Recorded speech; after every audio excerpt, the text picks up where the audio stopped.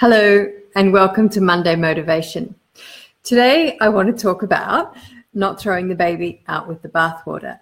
Now somebody sent me off to an interesting blog article the other day, thanks so much for that, which was all about the round pen and how dreadful it was and how we should never use round pens and all of this. And the person that sent that to me wrote back and said, now I feel really guilty because I have used the round pen and, this bloke says it's really bad. And I said, well, hang on a minute. Let's analyze this. Let's break this down a little bit, because the article basically said round pens are dreadful because everybody in a round pen is doing join up, whatever that might be. I think the problem with join up is it's never actually been properly defined. So you look at some people that say join up and they'll say, oh, that's when the horse follows you around after you chase it about, and other people will say it's when the horse comes into you, and other people will say it's when the horse puts its head down and licks and chews, and basically you're showing the horse that you're the leader and you're dominant and all these other things. Now, we know that isn't true. We know that horses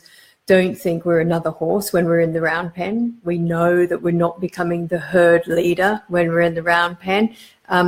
And that's okay. That doesn't mean the round pen should never be used. The round pen is actually really useful for lots of things. One thing it's really bad at is it's very easy in the round pen to chase the horse.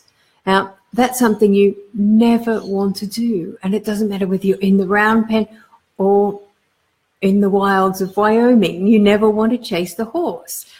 It's a bad plan.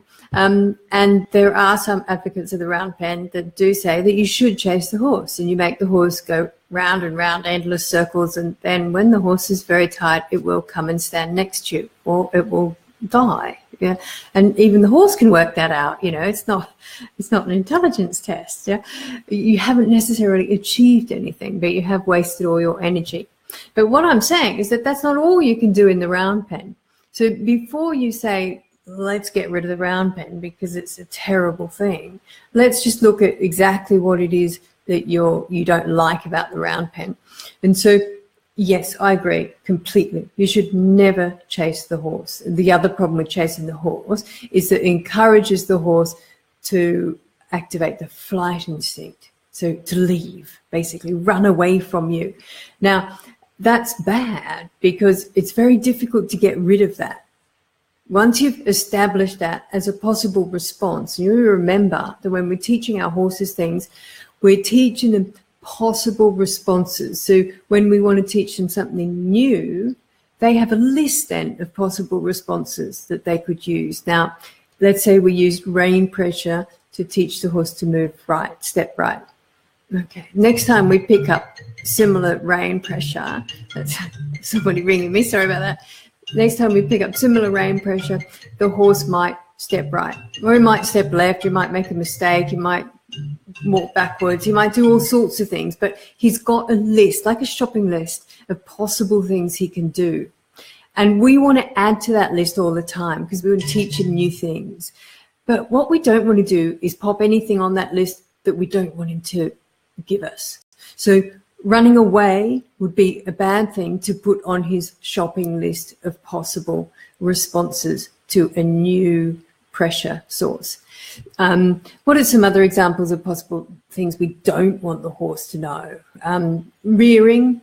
I've taught a couple of horses to rear. Stupid thing to do. I don't think anyone should do that. It's fun, it's fast, but it's not very clever because it puts it on there as a list of possible responses. And I have found that with both those horses that I taught to rear, when I was teaching them something new in the future, they offered rearing as a possible response in the nicest possible way. But they said, oh, do you mean this? And I said, no, I don't mean that. I mean step left, or whatever it might have been I was trying to teach. But certainly, it's an easy response, as is leaving in a hurry. So it's not something we want to add to their repertoire of possible behaviors.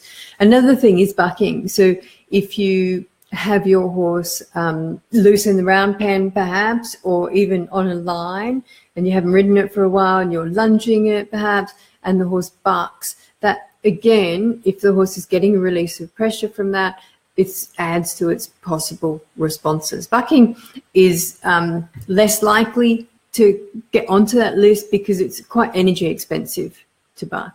Whereas fear, if a response is fear, that's easy and it's fast, and the horse will learn that quite quickly. The horse will also learn very quickly that if it's being chased in a specific situation, that if it leaves quickly, it gets a response, and that is something that it does pick up very quickly. So the round pen is a place that is easily done, and that is my biggest problem with the round pen, is that it's so easy to chase your horse, and that's why working in the round pen is very difficult. So that being said, I don't think we should throw away the round pen. I was riding in the round pen this morning, and I was very pleased that I was, because I was on a young horse who hasn't been ridden before, and it's safer in a small enclosure. It's even safer in a round enclosure, because if the horse does get a fright, it's not going to stop in a corner and I'm going to go over the front. That's the sort of thing I do.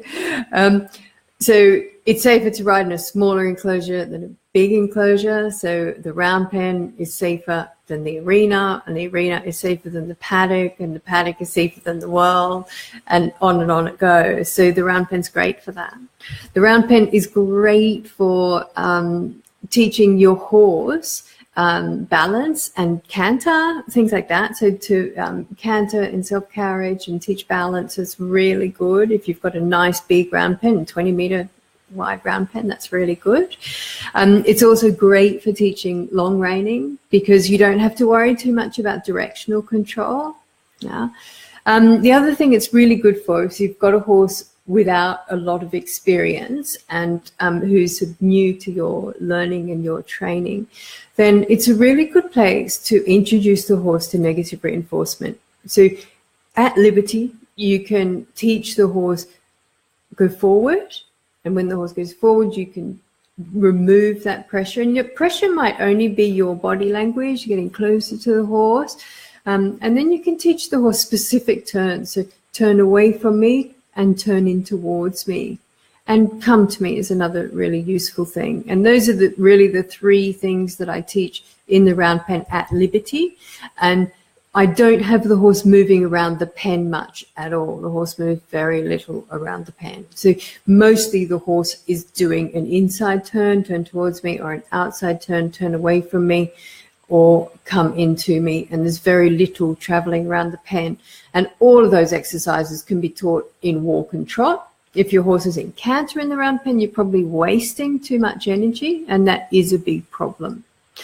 So basically what this person's problem was with the round pen was not the pen itself. And like anything, a round pen can be a torture chamber or a classroom. It doesn't matter. It's not the round pen that's the problem. It's the person standing in the middle. It's the person doing what? Chasing the horse. So you can chase the horse in the round pen. You can chase the horse in the paddock. You can chase the horse anywhere. If you've seen people on lunge lines with horses, chasing horses on lunge lines, it's much more common. And you see those out and about before a show, before the class, they chase their horse around and around and around both directions so they don't get wound up. And that's exactly the same as doing it in the round pen. But maybe it's worse because you've actually got the horse on a line. I don't know. Maybe it's worse. Maybe it's better. I don't know. It's still chasing the horse, and it's still something I don't think you should do. But if you want the horse to move forward around you and you have a round pen, you can do that without chasing it in the round pen.